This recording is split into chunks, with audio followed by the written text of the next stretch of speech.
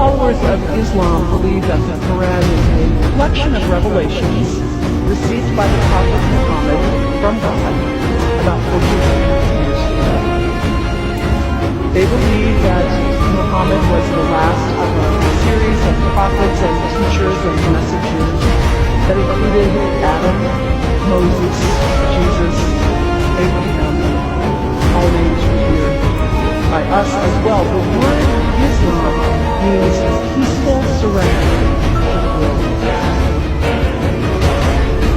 The Quran was written at a time when the Muslim people were being driven from their homes, persecuted, and killed. The Old Testament was written at a time when Jewish people were being driven from their homes, persecuted, and killed. And religious scholars will tell you that most holy scriptures have stories of war and violence. Throughout history, most faiths have used these texts to justify violence. And if there's anyone in this room at this moment who's thinking that I've got it wrong, after church today, pull out your Bible and look up Psalm 137. You will see that our own text has passages that can make us but also, like the Bible, the predominant message of the Quran is of peace, care, loving God, justice, care for the neighbor, care for the stranger. In the Bible, we have thou shalt not kill. In the Quran, we have whoever kills another, surely he is killing all of humanity. And whoever saves the life of another, surely he saves the lives of all humanity.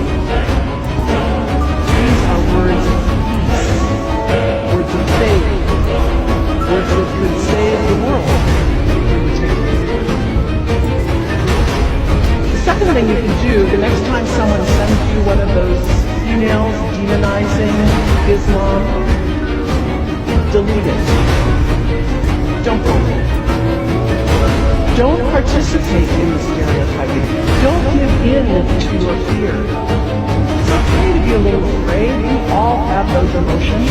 Just don't give into it. Don't sign on for it. Don't focus on this tiny group of extremists who commit acts of violence. Focus on the hundreds of millions of Muslim people in the world who are people of faith, whose priorities and concerns and families are not so different from your own. And third, when you think of Muslim people, think of individuals. Think of the professor at Ohio State. Think of the engineer at Honda. Think of the teacher at the elementary school down the street. When you think of Muslim people, remember those who died on 9/11, not the hijackers. There was only a handful of them. Remember Mohammed Sunhami Hamandi. He was born in Pakistan and came to the United States as a small child with his parents. He played high school football. He went to college. He became a part-time ambulance driver. He died, this Muslim young man, on 9/11, trying to rescue people and save lives. When you think of Muslim people, remember Mohammed Salahuddin Cloudhurry. He was a waiter at Windows on the World, which was at the top of the World Trade Center. He died that day. His wife had their baby 2 days later. When you think of Muslim people, remember Rama Salih. She was a woman, 28 years old. Her neighbors described her as fun and outgoing and generous. And she died on American Airlines Flight 11, 7 months pregnant with her first child. Remember the founder of the Islamic Circle of North America, who worked in the World Trade Center and also died on September 11.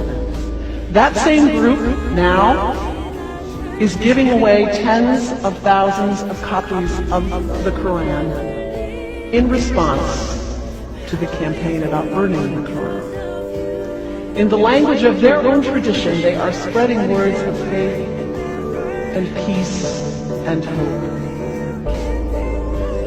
One of the ladies at the 8:30 service this morning said to me after, maybe we should declare September 11th, buy a Quran and read some of it. It is for us to share our message of love and hope and peace, but let us do it with grace and respect and above all, humility.